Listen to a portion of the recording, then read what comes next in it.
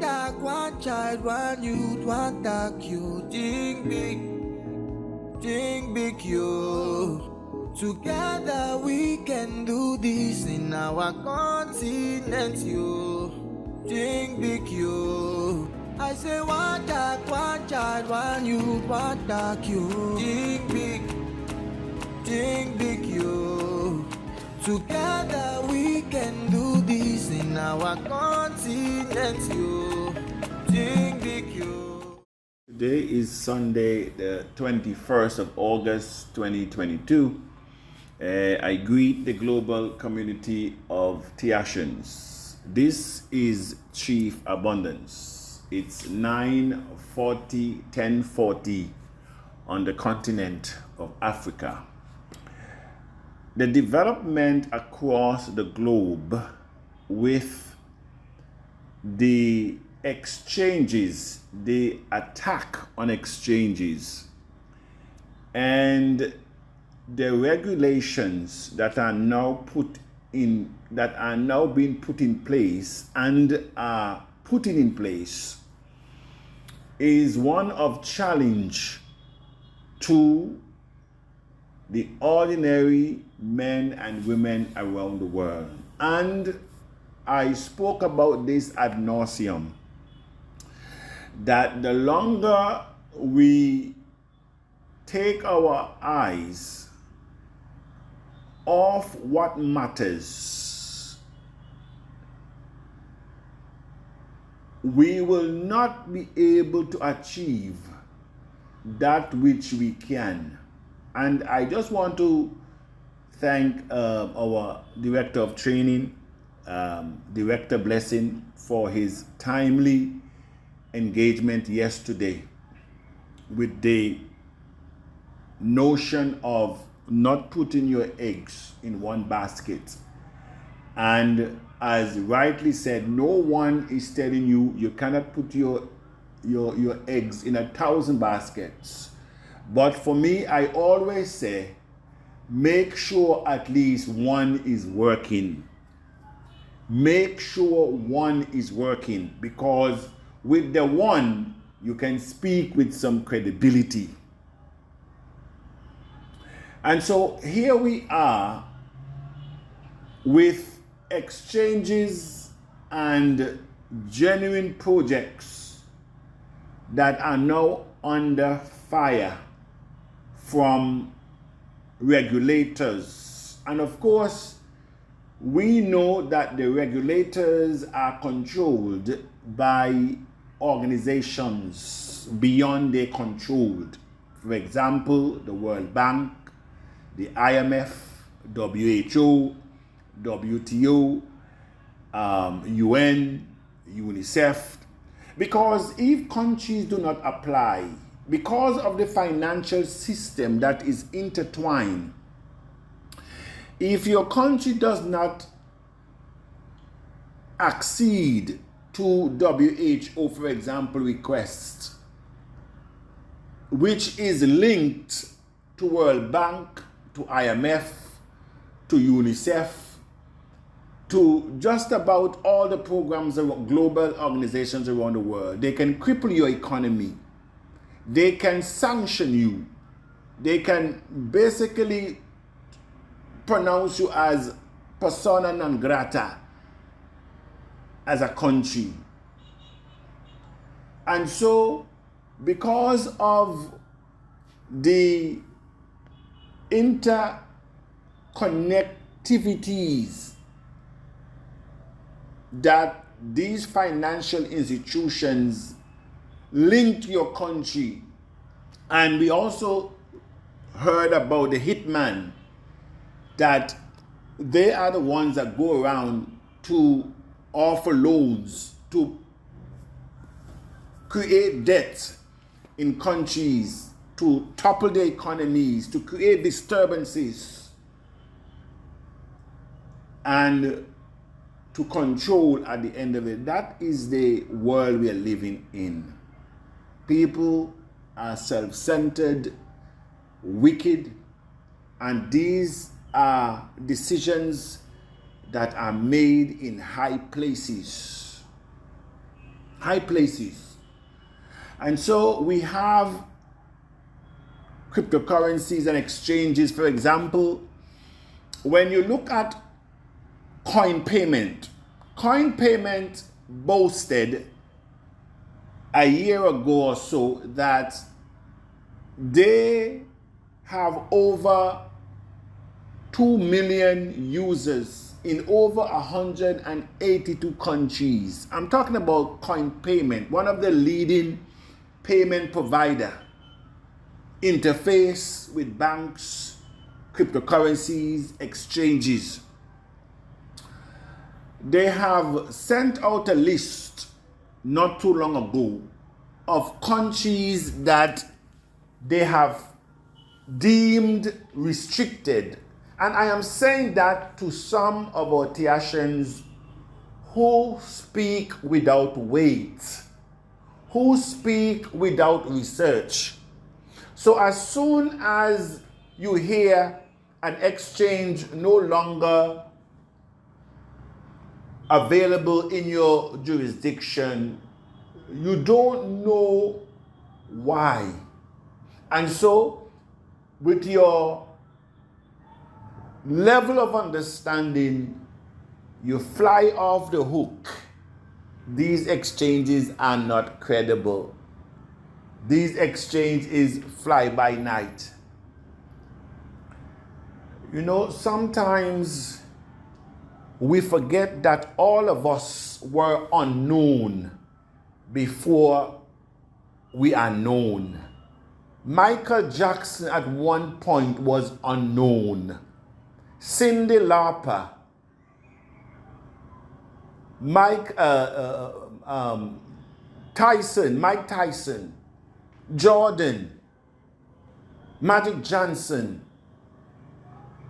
all the presidents that you see, ministers and senators, representatives that you have, your pastors that now sits in your pulpit, your bishops, your medical doctor, your teachers, your professors, your parents. At one time, they were all unknown before they become known. But we have now reached where we don't want to create anything for ourselves.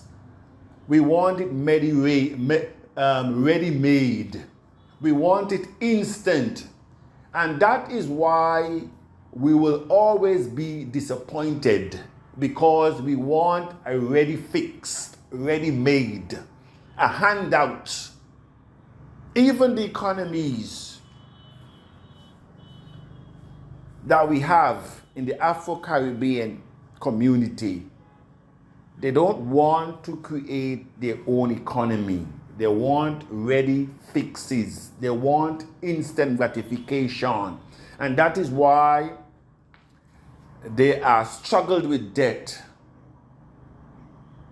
because they fail to develop their human resource capital, fail to use their intelligence to create wealth.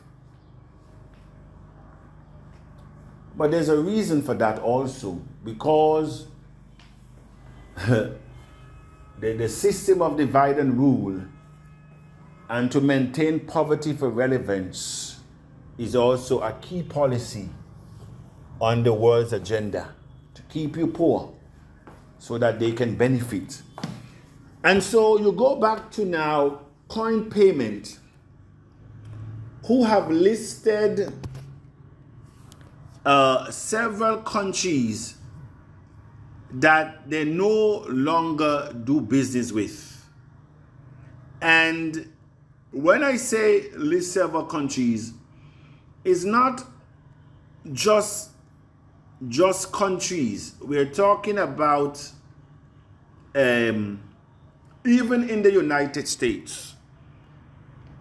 They have listed 2 states that under their jurisdiction of restriction, which is Washington, D.C.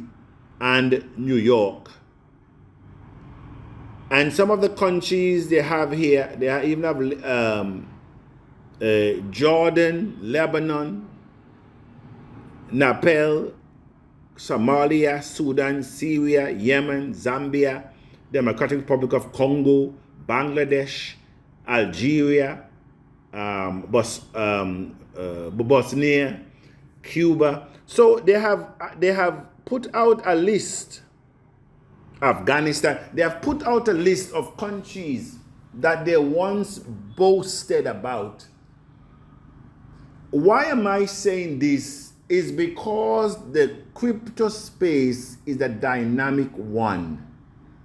And the longer we look to the pharaohs to come to our rescue, as long as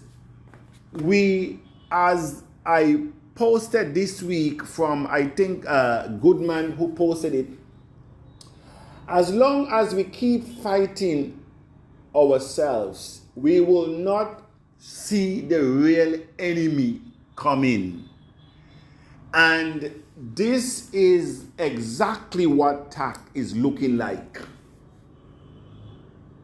Where we are fighting each other for what? Recognition, to see who's wrong and who is right, to prove what? At the end of the day, and we do not change our mindset, we always ended up in the same place.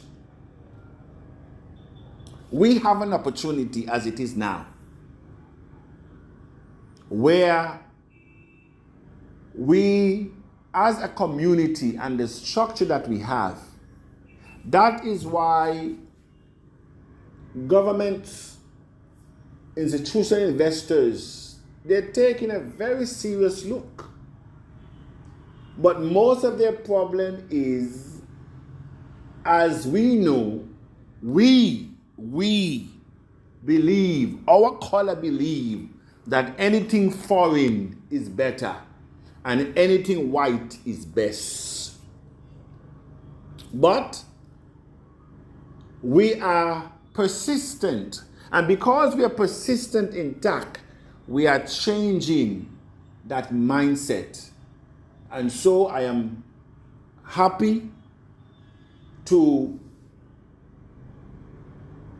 say that our negotiations so far, our interactions with these government officials at the highest level